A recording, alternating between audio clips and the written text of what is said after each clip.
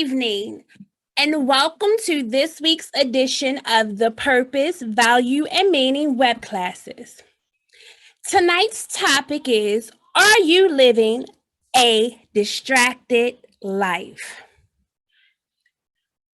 I'm Keisha Golder, and I help women define their unique purpose so they can live a life that they created on their own terms.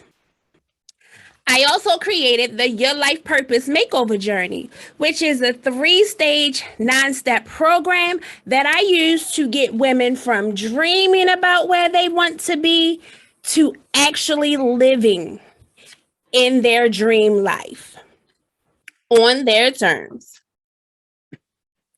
I want to take a minute to remind everyone that there will be a question and answer section towards the end of the presentation, so just hold all questions until then. Let's do a quick recap of our last web class. So the last web class, we talked about mindset. We learned what the different types of mindset was and your mindset overall.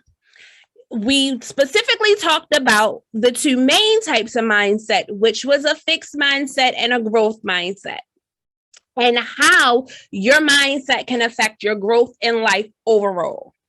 So, what are we talking about tonight?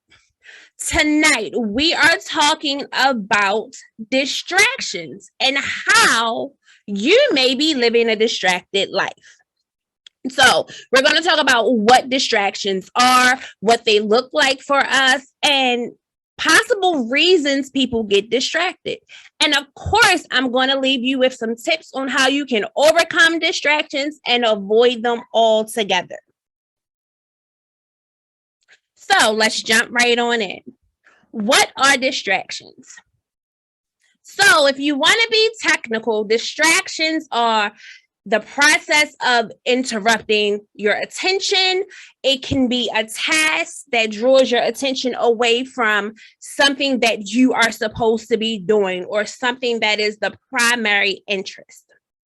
In other words, so that everyone can understand it, distractions take us away from the thing that we want to do or the thing that we need to do. It doesn't matter if it's homework, cleaning the house, date night, spending time with yourself as in self-care, or spending time with family. Anything that is going to interrupt that is classified as a distraction. So for me, distractions have played a major part of my life from as long as I can remember. I do not get distracted as much now, but there are times where I still get distracted. And it could literally be something as simple as I'm reading a book, someone comes in, you can see that I'm reading the book, so you know where my attention is, and they decide to start talking to me. Distractions have also looked like me stopping what I'm doing to help someone else with something that they're doing because they don't know how to do it, but it has no benefit to me aside from helping someone to help them.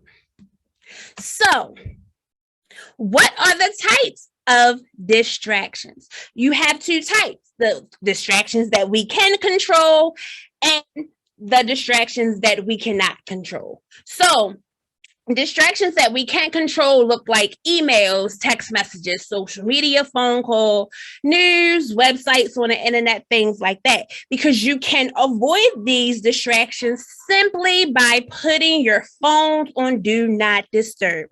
So here's the cool thing, and I know everyone does not have iPhones, but I have one, so I specifically know with their latest update, you can set your Do Not Disturb for different focuses. So if you are coming home to work your business, or you work specifically from 9 to 5 or 5 to 9, whatever that may look like, you can set in your settings for your Do Not Disturb to be set from the whatever time it is that you're working. So if you're working 9 to 5, you would set it so that you do not get disturbed during those times. Now, it has the option. So if you have children and things like that, that you can allow certain people to get through from the phone. It also notifies people that to let them know that you have your phone on do not disturb at this time, so you won't get the message. So I find that is a great source for people to help avoid distractions. When we need to avoid them, when we really need to give something our full attention. I actually use it. I have a couple of focuses set on my phone. I have one for work. I have one for bedtime because, sometimes we don't turn our phone off at night. And so when notifications come through, because I'm not a person that leaves my phone on silent all the time. So notifications come through, and even though you're asleep, sometimes you may hear that. So during my sleeping hours, I don't get any notifications whatsoever unless it's like I have it set for my mom to be able to get through if it's an emergency. I don't need it for my children because my children are in the house with me. So the second type is the distractions that we cannot control. Now, these are things that are out of our hands. So if you work in the office, these are especially important for you to know. So they can be office visitors, colleagues who, they don't know how to talk with an inside voice. Meetings, you can't get around meetings. You have to show up in meetings if that's what your job is to do. It's also people who work at home, you have distractions as well, because you may have somebody that say, oh, well, she does work from home. She doesn't have to go to office. I'll just drop by. And so you have someone ringing your bell or calling or doing all of these other things, which is distracting you from the work that you have at hand. So here's what you do. You don't answer the phone if you don't have the do not disturb option and, able to set it during your working time. Don't answer the phone. If you're anything like me, don't answer your door. I don't answer my door at all. If you do not call me before you come, for any reason, I will look at you standing in front of my door and I will not answer, because you should have called before you came. Whether you think that I'm home, whether you know that I'm home or not, you don't know what I'm doing. So it should be a respect thing, in my opinion, that you call before you come.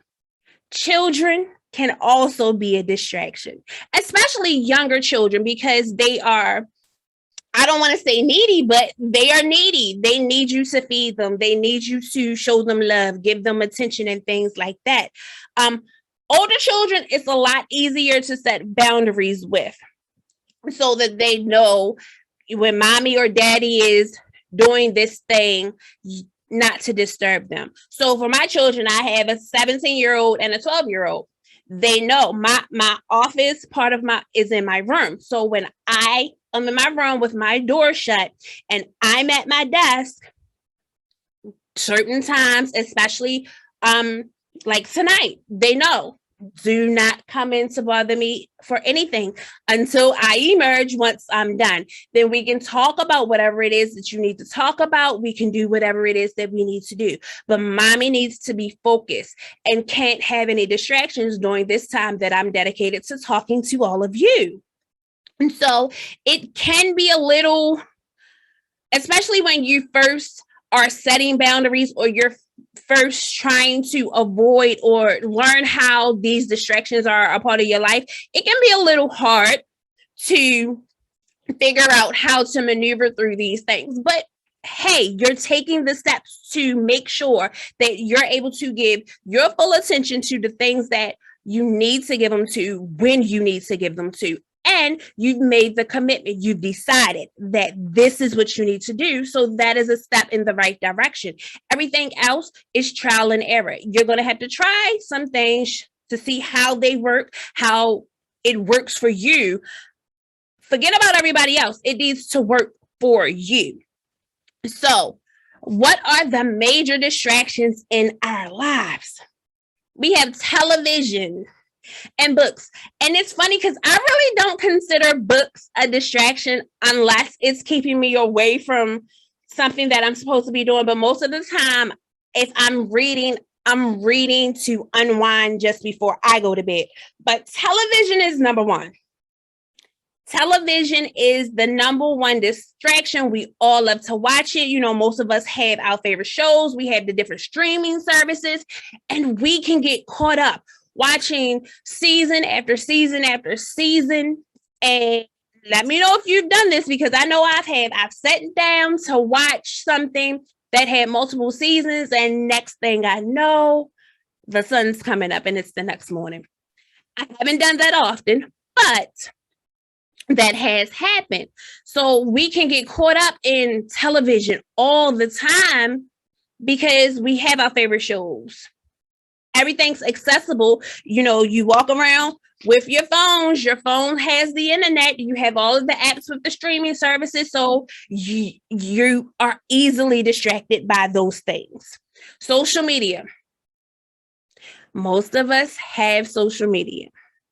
And you know that being on social media can be like getting sucked into a black hole. You can get lost for hours and you never get anything accomplished. I personally have been guilty of being on TikTok, and I've scrolled so long that you know how they have the particular videos that says, stop, you've been scrolling for way too long. Yes, I'm guilty of doing that. That's how easy it is because you're being entertained. You're not worrying about a proposal that needs to be done. You're not worrying about what you need to cook for dinner. You are being entertained by these people who are taking their time to create these videos, and it's easy to get sucked in and lost and forget about all of your things that are demanding your attention. Friends are another distraction that is a part of our lives. And you know, we all have our friends' best interests at heart, but sometimes our friends just want us to drop whatever it is that we're doing and give them our undivided attention. And unfortunately, it doesn't work like that all the time. And we're all busy. We all have lives. And sometimes you just have to tell you, I hear you. I understand that you want to talk to me about this, but I have a very pressing thing that I need to get done by X amount of time. And when I am done that, we can talk as long as you want. If you have an unlimited amount of time after you get your goal accomplished, your objective accomplished, then tell them, I'll give you 2 hours of just conversation to catch up. Things like that. But sometimes you have those friends, I need to talk to you right this instant. If I don't talk to you right now, I'm just going to die. You've experienced it, because I most certainly have. Because it's an emergency to them, and they want to make their emergency your emergency. Again, smartphones, like I said, this little device has internet. It has everything that we utilize on it. So it's easy to get caught up in the internet, caught up in the social media, the television, the streaming services, all of these things, music, everything. Now, the next one, excuses. Excuses are easy to come up with. And excuses are a distraction because you use the excuse to keep you from accomplishing the thing or things that you need to do. And it's just that simple.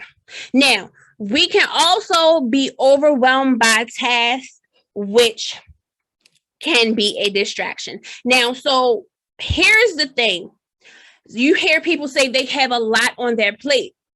When they have a lot on their plate, they get overwhelmed because they look at every task and feel like every task has to be tackled at the same time. Instead of trying to devise a plan to maybe take the most important thing or things on their plate to take care of those first, break them down into smaller chunks so that it's easier for them to get the things done instead of trying to do everything at once.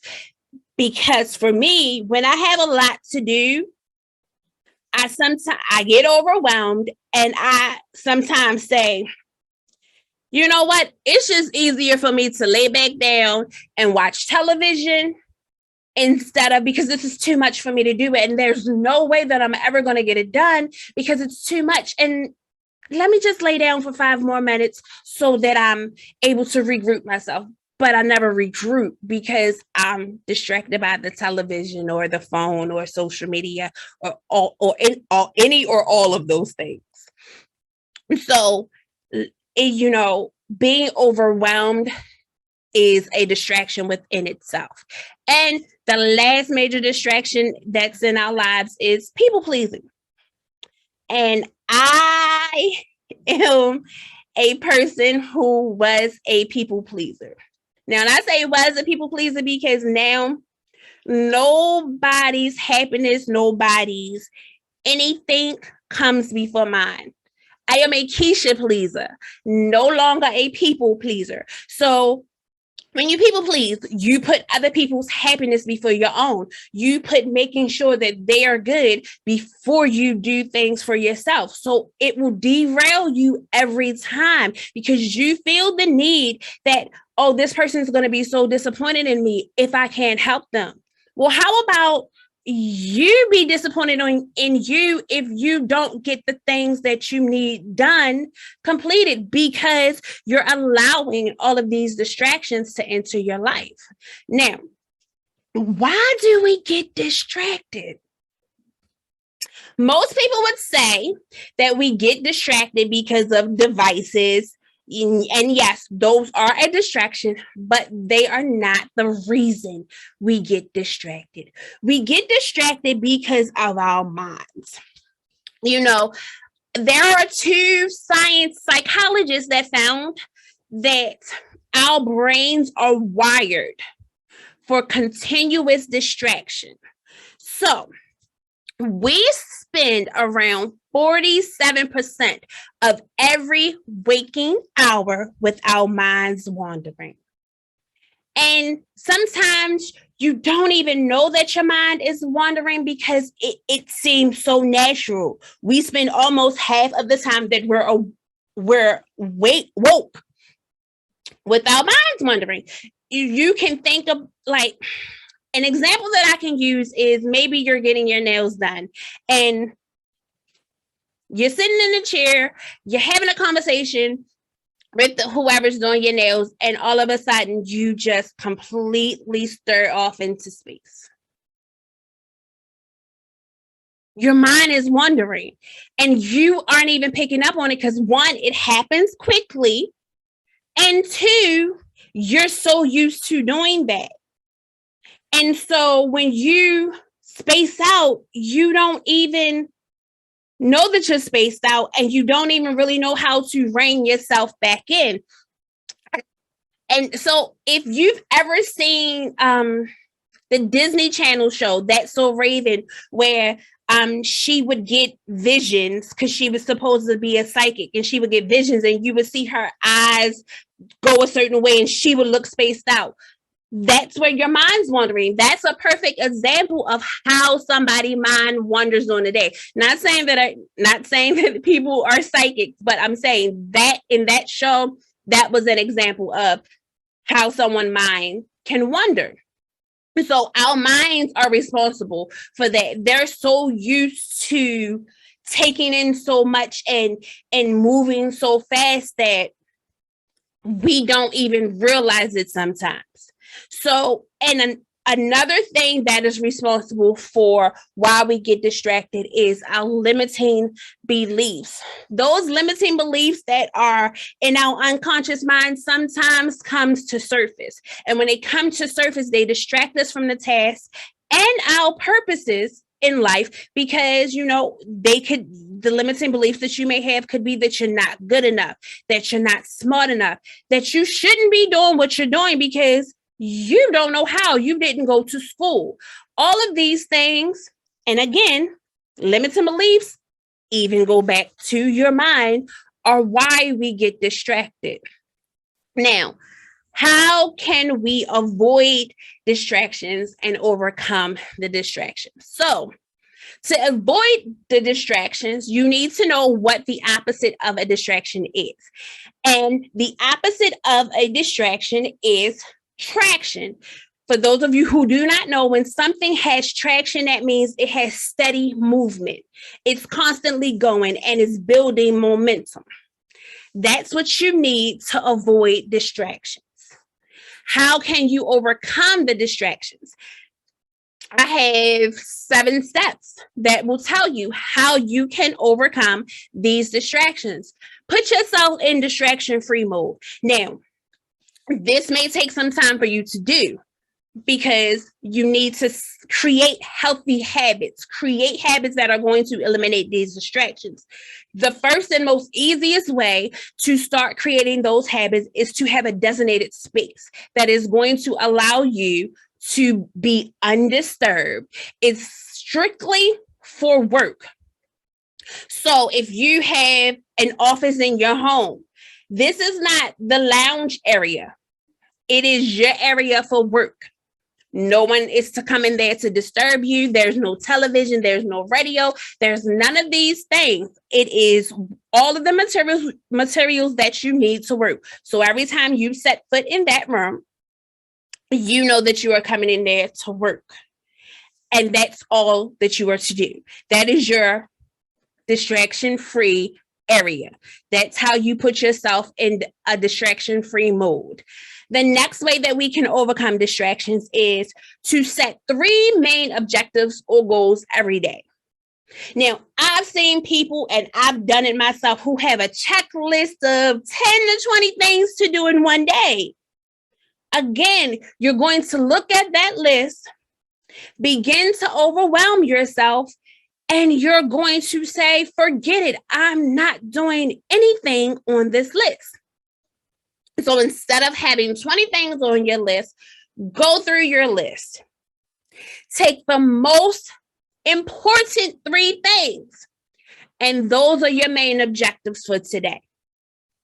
Those are the things that must be accomplished for today. And once you accomplish those things, anything else on that list that you decide that you want to do is a bonus. You're focused on those 3 things. Now, how do I get these 3 things done?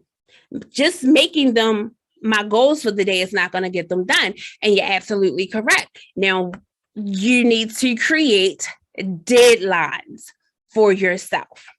Now, some of us may work in jobs where our bosses give us deadlines. Some of us may be the boss. So we have to give ourselves deadlines. When you give yourself a deadline, you have an end in mind. You know that something has to be completed by a certain time. If you're doing tasks and there is no deadline, chances are you're going to say, oh, let me push this aside and I'll just do this later. And then you go back to social media, you go back to watching television, you go back to all of the distractions. So you create deadlines for yourself so that you know that you have to make these things a priority, so that you know you have to accomplish them by a certain time. Now, you can also monitor your wandering mind. And I said, 50%. 47 to 50% of our waking hours is spent thinking about something other than what we're supposed to be doing. So start paying attention to the things that distract you. Once you start realizing the things that distract you, you know how you can stop them. You know how you can avoid them. So if you know that your phone is a distraction for you, and this is something that I've started doing. I have it here with me today, but normally when I'm at my desk, my phone is across the room.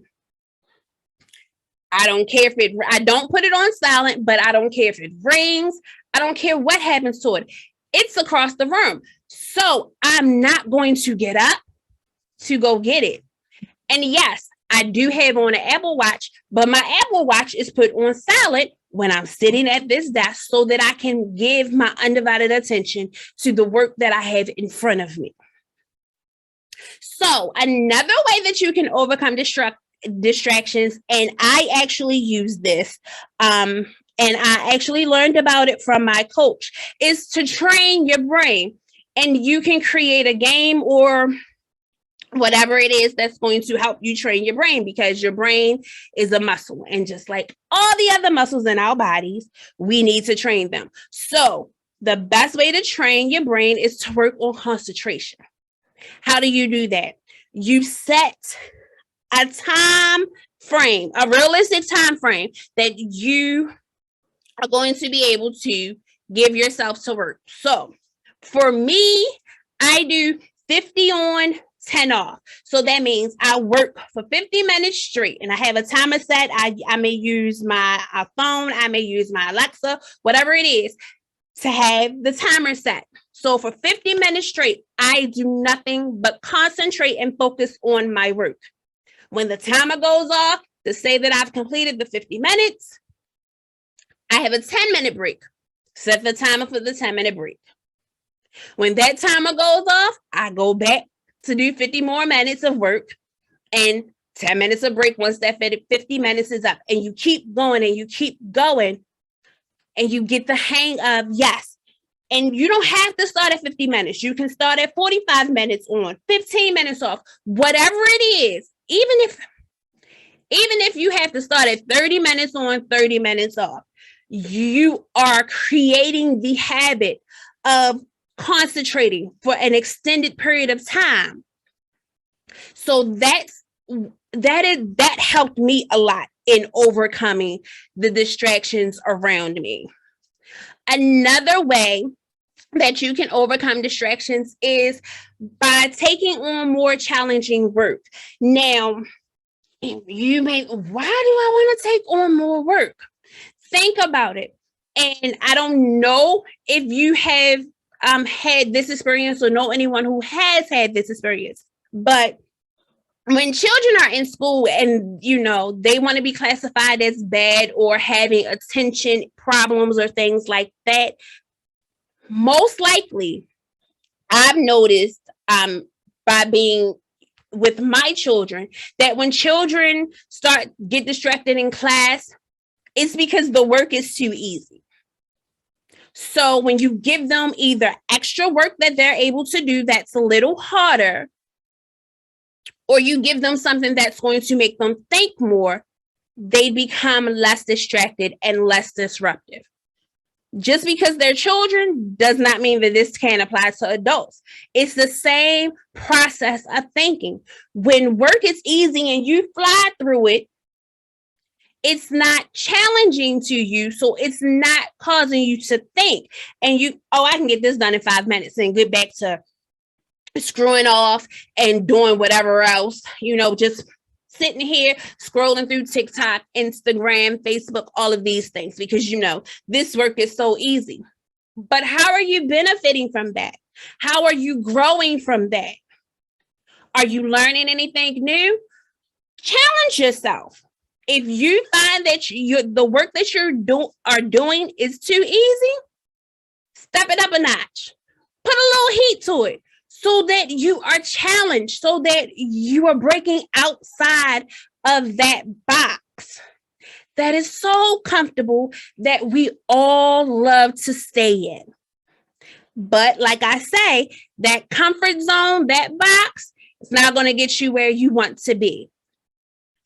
And the last way that we can overcome distractions is by breaking the cycle of stress and distractions. When we get stressed, we get overwhelmed, frazzled, and of course, easily distracted and unable to focus.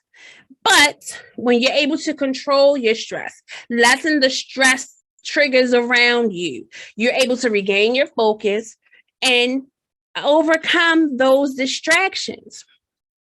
Distractions are all around us.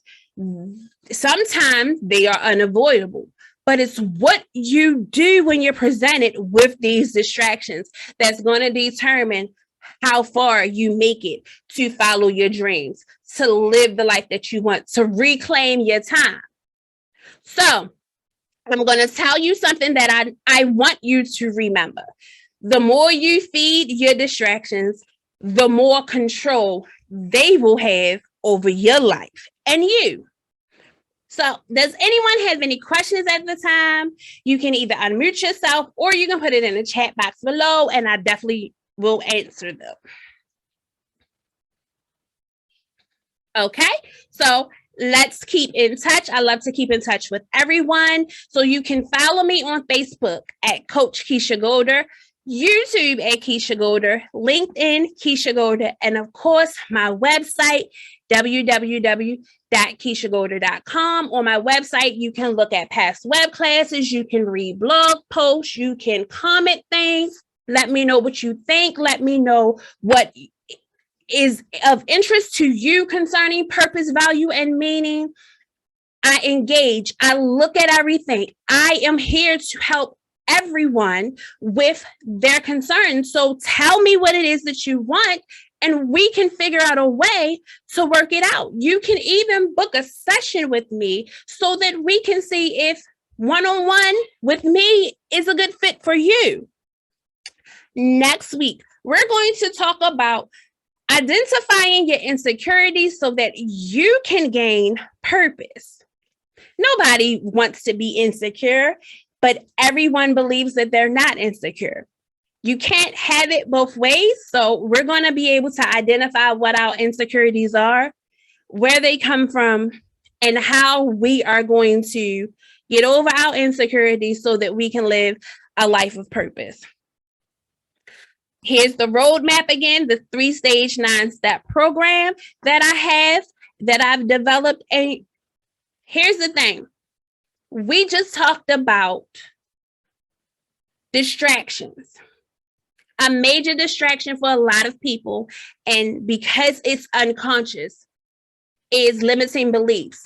That's stage 3. You need to know what your belief systems are. You need to know what your limiting beliefs are so that you can overcome them, change them so that you're able to find your purpose and live the life that you've always visioned for yourself. So I thank you all for joining me tonight, and I look forward to seeing you all next week.